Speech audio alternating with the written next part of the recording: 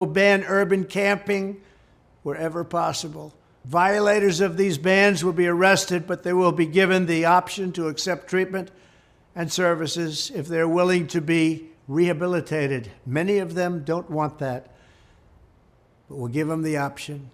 We will then open up large parcels of inexpensive land, bring in doctors, psychiatrists, social workers, and drug rehab specialists, and create 10 cities where the homeless can be relocated and their problems identified. But we'll open up our cities again, make them livable, and make them beautiful. You heard that right. That was former President Donald Trump pledging to criminalize homelessness and arrest anyone who doesn't comply. But don't worry, Trump also says he's going to build some incredible camps where all those homeless people can be concentrated. That clip came from the Trump campaign's homelessness plan, a plan which mainly seems to involve busing the homeless to camps where they'll be declared mentally ill. Many of them don't want that, but we'll give them the option. And Trump didn't hold back when describing homeless people as a bunch of drugged-up savages. Our once great cities have become unlivable, unsanitary nightmares, surrendered to the homeless, the drug-addicted, and the violent and dangerously deranged. We're making many suffer for the whims of a deeply unwell few, and they are unwell indeed. The homeless have no right to turn every park and sidewalk into a place for them to squat and do drugs. Now, if some of that language sounds familiar to you, that's because it is. That talk about the homeless making cities unsanitary and unsafe, that's pulled almost directly from Trump's remarks about illegal immigrants in 2016. Now Trump is using the same language to try and dehumanize America's homeless, too. At this point, you may be asking, hey, where's Donald Trump gonna get all the money for this? And as it turns out, he's thought of that. He's decided to take all the money our government currently spends housing the homeless and reroute it into imprisoning them. Watch this. This strategy will be far better and also far less expensive than spending vast sums of taxpayer money to house the homeless in luxury hotels without addressing their underlying issues. And they have so many of these underlying issues and needs.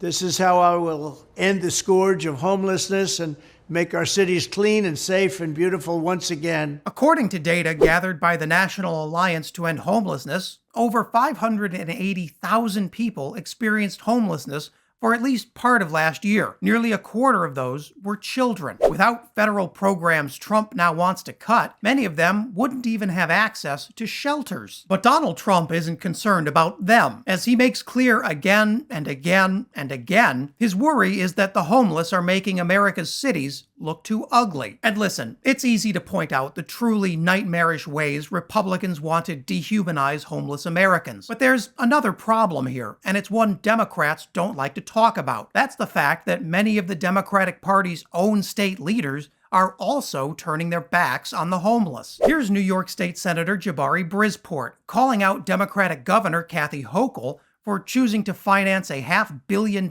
football stadium while over 60,000 New Yorkers live on the street. Don't tell me how the governor keeps finding $500 billion for a stadium, $500 million for a horse racing track, and can't find $250 million to house the homeless. That's ridiculous. New York's lawmakers have failed to pass popular legislation like good cause eviction, which would protect renters from suddenly finding themselves homeless during landlord disputes. And New York City Mayor Eric Adams is going a step further. He wants to involuntarily commit the homeless. Seriously. All of this is going on even as the Biden administration sticks by its pledge to reduce homelessness by a quarter over the next 2 years. But many of Biden's proposals require states to accept the help, something that means that half the country will likely never see a dime in federal homelessness funding. Trump's dangerous proposal is as simple as it is wrong. Yet Republicans are already rallying behind the homeless internment camp program as their solution to the problem. But with Democrats struggling to put momentum behind their own plans to address homelessness, Americans are forced to choose between Trump's terrible idea